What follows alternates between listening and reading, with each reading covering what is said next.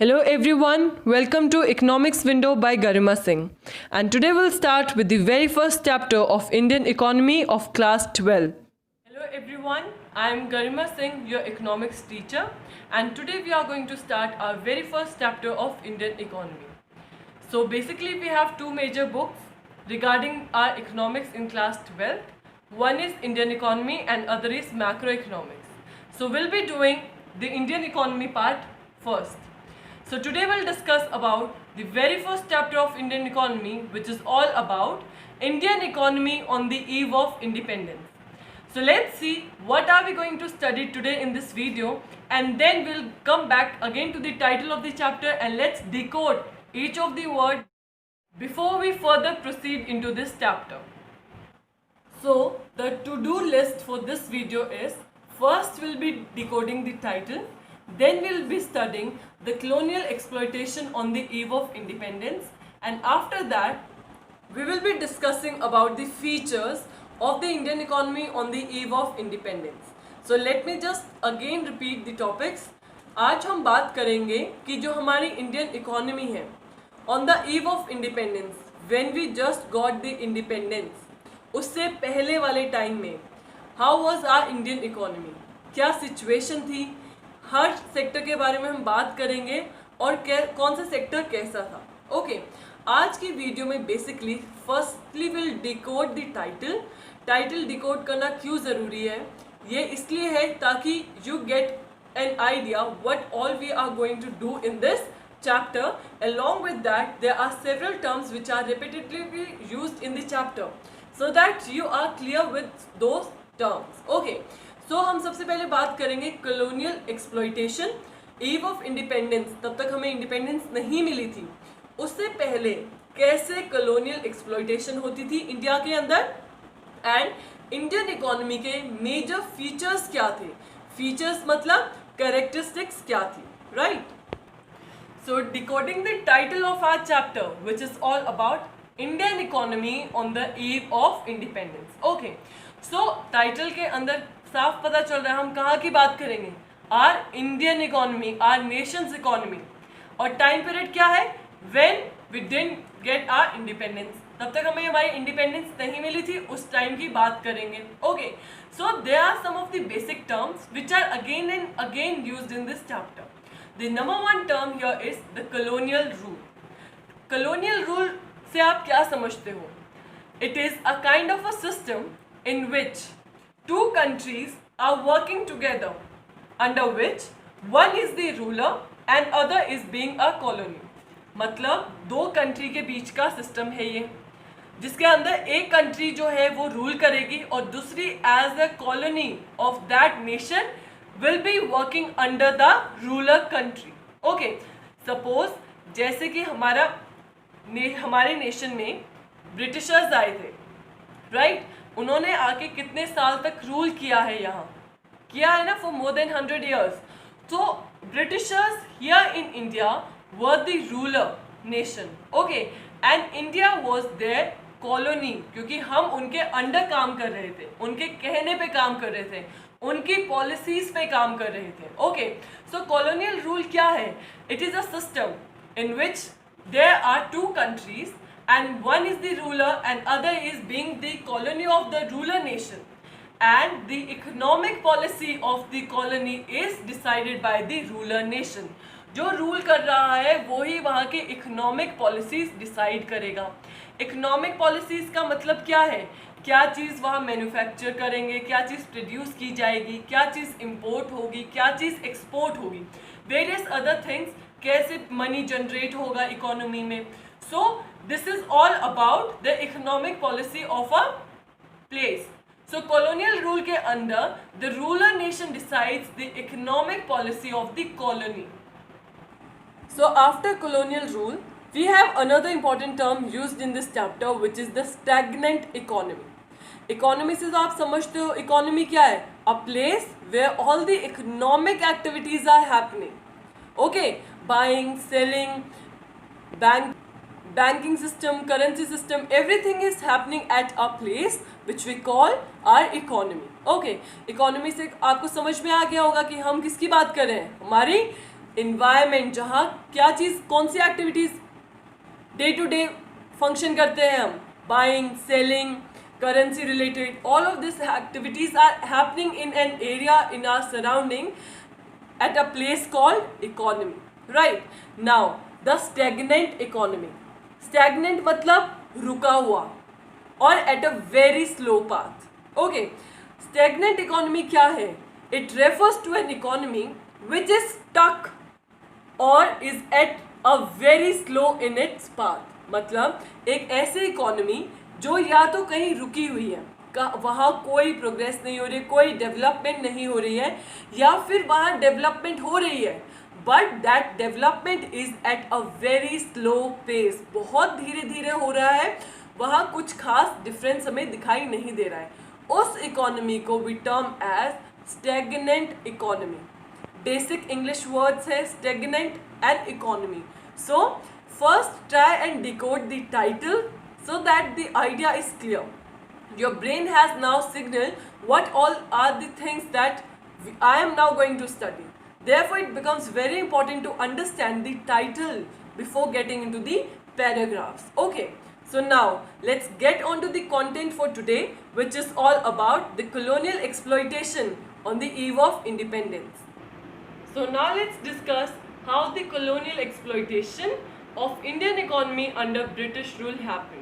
Okay, so as you all know, our economy consists of all the sectors that we have. We have agriculture sector, we have industries, we have service sector. But right now we are talking about back then when we didn't have our independence. That time service sector was not that in our economy. So here we'll be discussing the sectors regarding to the agriculture sector, the industrial sector, and thirdly we'll discuss here the international trade happening at that time. Okay, so these were the major sector and the activities happening in our economy. And if we go back into the history, we know India was a very famous exporter of cotton, clothes, and also the spices.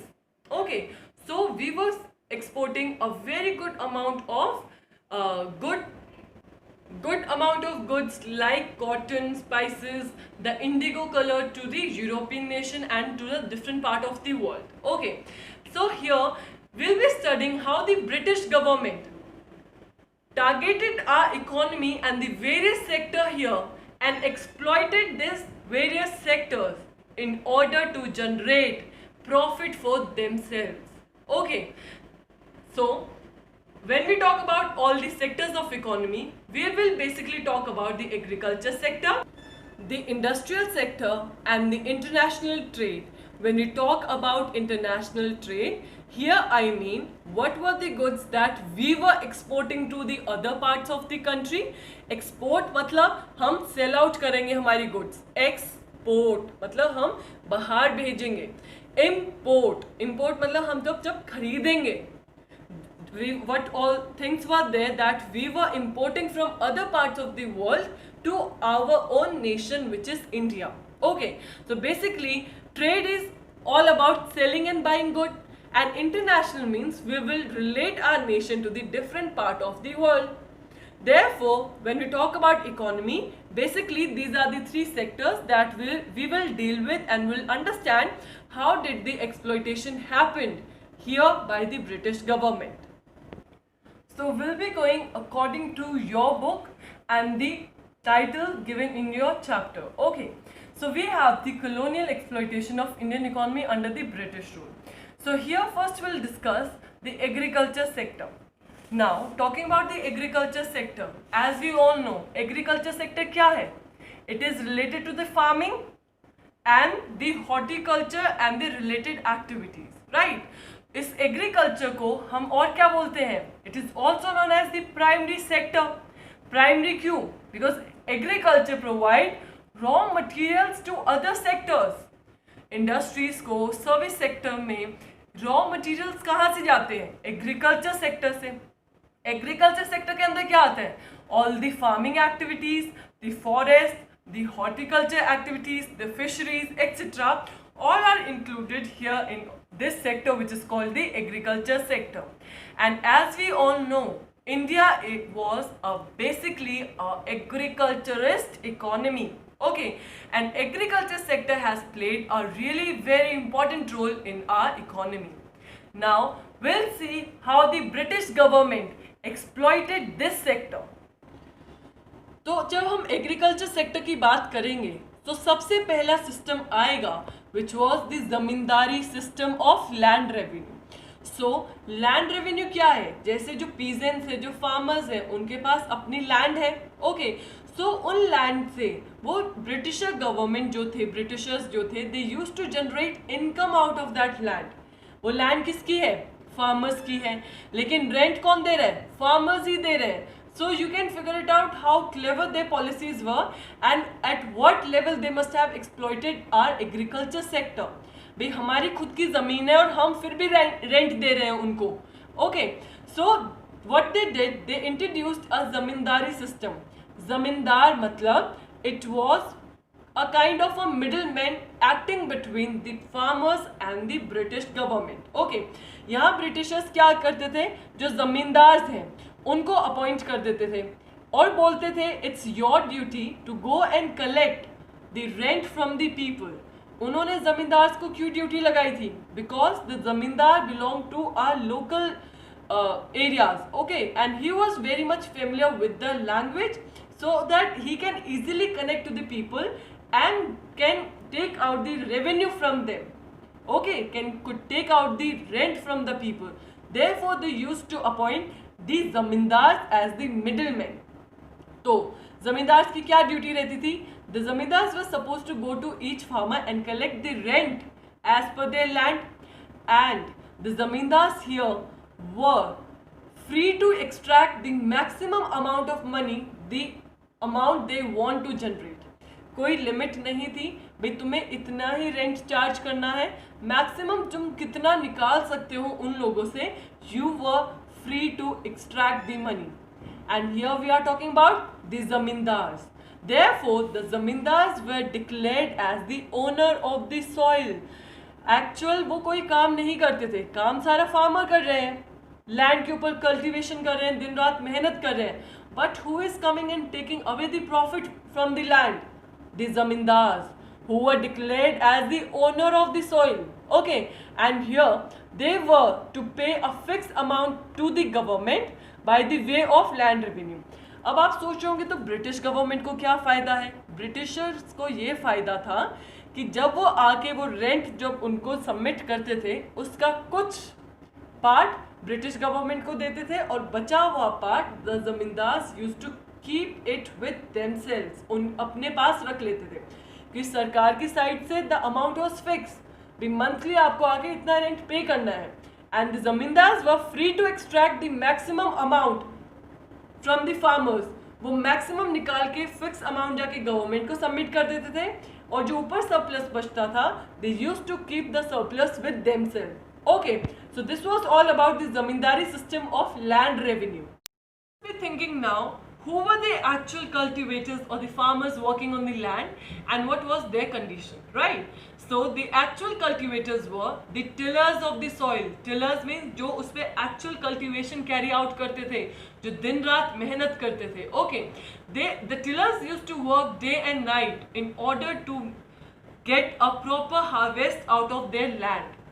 But as a result, zamindari system के चलते उनको क्या मिलता था? They got minimum for their survival because the maximum amount was paid to the zamindars as the land revenue. Okay, maximum amount land revenue के form में zamindars को चली जाती थी. Therefore, the tillers or the cultivators were left with the only minimum amount which was barely enough for them to run their families. इतनी भी नहीं होती थी कि उनकी खुद की families चल पाए. Okay, अब suppose I am a farmer, I am working day and night on my land. मेरी हार्वेस्ट अच्छी हो, मेरी फसल अच्छी निकले, सो दैट जो कुछ सरप्लस बचेगा I could go and sell it in the market और उससे मैं अपनी इनकम जनरेट करूं. ओके, लेकिन होता क्या है? I am a poor farmer, I am working day and night on my land. पूरा काम करके एंड में जब हार्वेस्ट निकलती है उसमें से मुझे मेजर अमाउंट गवर्नमेंट को पे करना पड़े एज अ टैक्स, और मेरे पास कुछ भी नहीं बचता है. So you could imagine how poor the situation of a tiller was. उनको खुद की फैमिली चलाने के लिए भी, कुछ खुद की सर्वाइवल के लिए भी वो क्रॉप्स नहीं रख पाते थे. सरप्लस की तो बात ही भूल जाओ. सरप्लस किस चीज़ के लिए होता है? जब कुछ भी चीज़ ज़्यादा पैदा होगी या ज़्यादा प्रोड्यूस की जाएगी, वो किस लिए होगी? ऑब्वियस है, for selling it into the market. Market में जाके बेचें उसको, so that some profit could be generated out of the produce, right. लेकिन यहाँ क्या हो रहा था? The tillers who were the actual cultivators, they were left with no surplus. अब प्रॉफिट ही नहीं बचेगा तो कल को मेरे पास पैसे ही नहीं आए. Will I be able to invest again in the agriculture? क्या मेरे पास इतने पैसे होंगे कि मैं जाके सीड्स खरीद पाऊँ और इन्वेस्टमेंट कर सकूँ ताकि मेरी नेक्स्ट जो आने वाली कमिंग क्रॉप है उसको मैं अच्छे से उगा सकूँ? आंसर इज नो, क्योंकि जो मैंने पिछले हार्वेस्ट की थी उससे मुझे कोई सरप्लस नहीं हुआ. The only way out here is to go and again ask for the loan. और ऐसे करके फार्मर्स क्या है? डेट ट्रैप के अंदर फंसते जाएंगे. जमींदार क्या है? मोर पावरफुल होते जाएंगे. And the actual cultivators who is working there on the land get the minimum for their survival. Okay, so this was the situation of the actual owner of the soil and the who was declared as the owner of the soil by the Britishers. Okay, so now let's talk about what were the zamindars doing with the surplus amount. So the zamindars who were now getting the surplus, okay, they used to spend their income. Why here is used for income? Okay, so the zamindars used to spend the entire income to make their life luxurious. वो अपने एक luxury life जी रहे थे. Okay, and therefore no or a very little investment was made on agriculture. अगर आप किसी भी sector में काम कर रहे हो, अगर उसके अंदर इन्वेस्टमेंट ना की जाए, ओके, तो क्या आने वाले टाइम में in future will that sector grow? No, क्योंकि आपने कोई इन्वेस्टमेंट ही नहीं की. देयरफॉर हम आगे देखेंगे कैसे हमारा एग्रीकल्चर सेक्टर है वो स्टेगनेंट हो जाएगा, बैकवर्ड हो जाएगा. ओके, सो अभी हमने क्या देखा है फर्स्ट पार्ट एग्रीकल्चर सेक्टर में. Just a quick revision here कि जमींदारी सिस्टम ऑफ लैंड रेवेन्यू चल रहा था. Owner of the soil were declared by the Britishers government. किसको डिक्लेयर किया था? The zamindars. And they were extracting the maximum amount from the tillers. Who were the tillers? The actual cultivators who were working on the land. They did not get enough for their survival. No surplus was left with them. Therefore, no investment in the agriculture. Whereas the zamindars who had the lots of surplus with them, they used to spend the entire income on the luxury items to make their life big and grand. Therefore, no investment or very little investment was made in the agriculture sector. About the colonial exploitation of industrial sector. Okay, so when we talk about the industrial sector को हम और किस नाम से जानते हैं? We know this sector by the name of secondary sector. Okay, industries जितनी भी manufacturing activities हैं, industries है, सब किस चीज़ में आएंगी? In this secondary sector, which is also known as the industrial sector. Okay, so talking about the Indian economy or our nation India prior to British rule, जब British rule नहीं कर रहे थे यहाँ इंडिया में, before that, okay, so India was known for its handicrafts. A very good variety and quality of handicrafts were exported from India to other parts of the world, and the Indian handicrafts enjoyed a worldwide reputation. और India in handicrafts को लेके जाना जाता था कि ये कहाँ से आए हैं? इंडिया वाले रीजन से आए हैं. ओके, सो ये this is the scenario before और the prior to British rule. Okay, so now will see how did the Britishers destroyed the variety and the quality of our handicrafts. So talking about the exploitation of the industrial sector, what the Britishers did here, they imposed a heavy duty on export on the so that the foreign demand of Indian goods could be damaged. Okay, इसका मतलब क्या है? heavy duty. अगर मैं कुछ चीज़, export is what? When goods from our nation will be exported to other parts of the world। Okay, और India क्या चीज़ export कर रहा था? हैंडीक्राफ्ट्स। तो ब्रिटिशर्स ने क्या किया, इंडियन नेशन जहाँ जहाँ ब्रिटिशर्स की कॉलोनीज थी या जहाँ उनका रूल था, और इनटू देयर नेशन जहाँ चीज़ें इंडिया से एक्सपोर्ट होके जाती थी, उन्होंने अपने उधर हेवी ड्यूटी लगाना स्टार्ट कर दिया।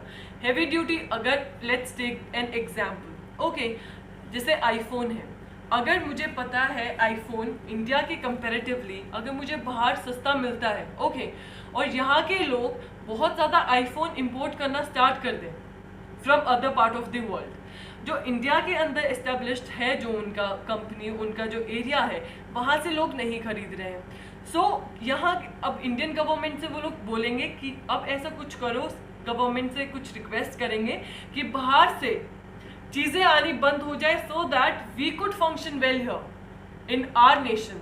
सो गवर्नमेंट क्या करेगी, बाहर से आने वाली चीज़ों पे ड्यूटी लगा देगी।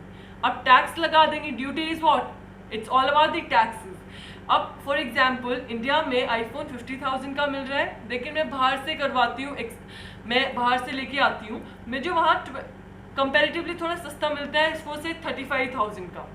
तो अब क्या करेगी इंडियन गवर्नमेंट कि ड्यूटी लगा देगी, और ड्यूटी मतलब टैक्स इतने लग जाएंगे उसके ऊपर कि वापस तब वो मार्केट में पहुंचेगा, it will be around the same value 50,000 का, तो कोई फायदा नहीं होगा खरीदने का बाहर से। सिमिलरली यहाँ ब्रिटिश गवर्नमेंट ने सेम किया, जो इंडियन हैंडीक्राफ्ट्स उनके वहाँ उनके रीजन में जा रहे थे, उन्होंने हैवी ड्यूटी, हैवी टैक्स लगाने शुरू कर दिए। अब टैक्स लग जाएंगे एक्सपोर्ट पे, तो वहाँ के लोग खरीदना बंद करेंगे, क्योंकि कोई फायदा नहीं है ना, कोई प्राइस कंपैरिजन करे तो कोई डिफरेंस नहीं था, और प्राइस में कोई डिफरेंस नहीं है तो कोई फर्क नहीं पड़ता हम कौन सी जगह से खरीद रहे हैं। Okay, so imposing the heavy duty on the export of Indian handicraft, it destroyed the demand, the foreign demand for Indian handicraft. Indian goods के ऊपर इतनी हेवी ड्यूटी लगनी शुरू हुई कि इंडियन गुड्स की demand in the foreign nation बिल्कुल खत्म हो गई। Okay, and secondly what they did here is they used to import their goods into the Indian market, that also duty free। okay, so duty free import हो रहा था उनके goods उनके देश से, तब हमारे देश में चीज़ें आती थी, कोई टैक्स नहीं लगता था। अब कंपैरेटिवली हमारी चीज़ों से सस्ती दाम पे बेच रहे हैं लाके। ओके, तो इंडियन मार्केट, इंडियन की जो डोमेस्टिक डिमांड थी, ब्रिटिशर्स ने कैसे खत्म कर दी, इन्होंने यहाँ ड्यूटी फ्री इंपोर्ट करवाया, कोई टैक्स नहीं, सस्ते में सामान लाके बेच रहे थे। Now you must be thinking how their goods were cheaper than Indian goods. हमारी जो इंडियन गुड्स है वो लेबर, हैंडमेड गुड्स होती थी। ओके, एंड क्योंकि लेबर पूरा टाइम इन्वेस्ट करती है, पूरा मेहनत करती है, वो थोड़ा एक्सपेंसिव पड़ता था और शॉर्ट टाइम में इतनी ज़्यादा प्रोडक्शन नहीं हो पाती थी। Whereas the British goods जो इम्पोर्ट करवाते थे वो थोड़े हमें चीप पड़ते, क्योंकि मशीन मेड गुड्स थे, बहुत जल्दी कम टाइम में machine could produce a lot of quantity of the same goods. अब बहुत ज़्यादा बल्क में है तो easily we could go and sell. लेकिन इंडियन मार्केट में क्योंकि हमारे गुड्स हैंडमेड होते थे तो थोड़े एक्सपेंसिव पड़ते थे। Now Britishers were exporting their goods that also duty free into our nation, तो यहाँ चीप गुड्स वर अवेलेबल। तब चीप गुड और बेटर क्वालिटी के गुड अवेलेबल होंगे, so will you go for the handmade good which is expensive? The answer is no. Similarly ऐसे Britishers ने Indian handicrafts की demand into our domestic market as well as our foreign demand जो थी into the world, they damaged our demand, खत्म कर दिया पूरी तरह से। सो talking about the export and import, this is just the conclusion of this part. When we export things from our nation to the world, it is called export. तो export पे they imposed heavy duty, heavy duty लगेंगी, हमारे goods महंगे हो जाएंगे दूसरी part of world में, therefore हमारी foreign demand खत्म। Whereas from world we were importing goods into our nation, the world was selling several goods into our nation, मतलब हम import कर रहे हैं, उनसे खरीद रहे हैं। Buying of goods is import, selling of goods is export. तो यहाँ जो इम्पोर्ट आ रही थी दैट वाज ड्यूटी फ्री, कोई टैक्स नहीं लग रहा था, therefore these goods were cheaper. this is how the Britishers destroyed the demand of Indian handicrafts. So now let's discuss the colonial exploitation of international trade. Trade is what? Buying and selling of goods happening. And when we talk about the international trade, it means we are dealing with the other parts of the world here. Okay. And the other part of the world here is the Britishers. Okay. So हम European region से trade कर रहे थे. Now talking about the trade, we will again discuss about the export and import. Okay क्या चीज़ हम बेचते थे और क्या चीज़ हम दूसरी नेशन से इंपोर्ट करते थे या खरीदते थे. ओके सो एक्सप्लॉइटेशन कैसे करेंगे? Their policy will be a very discriminatory policy. मतलब डिस्क्रिमिनेटरी पॉलिसी मतलब ऐसी पॉलिसी जो कि उनको फेवर करेगी एंड इंडियंस को फेवर नहीं करेगी. ओके तभी तो डिस्क्रिमिनेटरी होगी. डिस्क्रिमिनेटरी बिहेवियर क्या होता है? When one or somebody is favored and the other same person is not favored.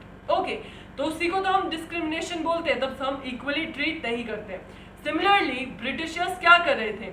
जो इंडियन गुड्स हैं उनके ऊपर तो इतनी ज़्यादा हेवी ड्यूटीज जिससे कि हमारी इंडस्ट्रियल सेक्टर खत्म हो रहा था. And here what they were doing, India who were the exporter of handicraft, उसको ख़त्म करके इंडिया से they use to take away the raw material. मैंने बताया ना, Indian cotton silk was world wide known for their quality. Okay 9th और 10th class के history में आपने पढ़ा होगा. तो इंडिया से बहुत अच्छा good quality of raw material duty free export करते थे. ओके हमसे ही रॉ मटीरियल खरीदा और उसको इम्पोर्ट करते थे वापस इंडिया में आके as a finished good.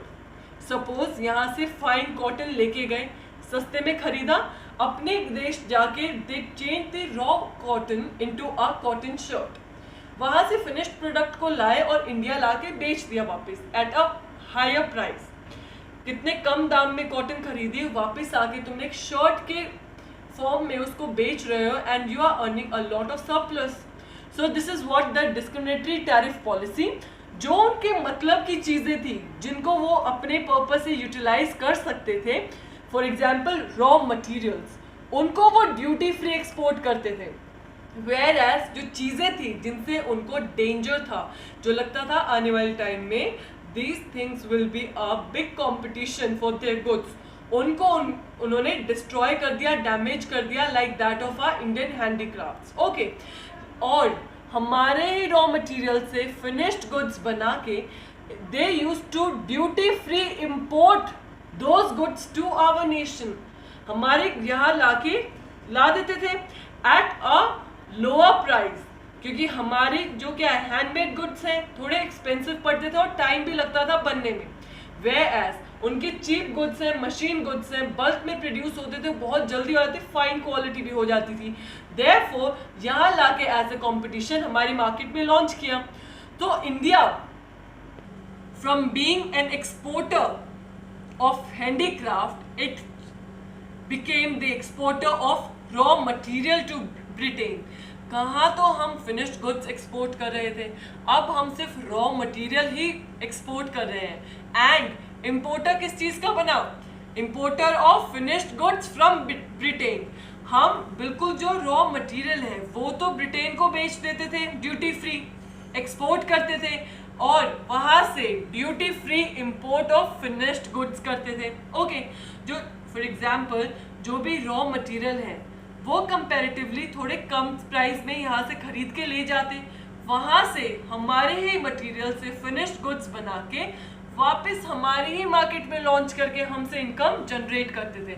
So this is how the Britishers exploited the international trade.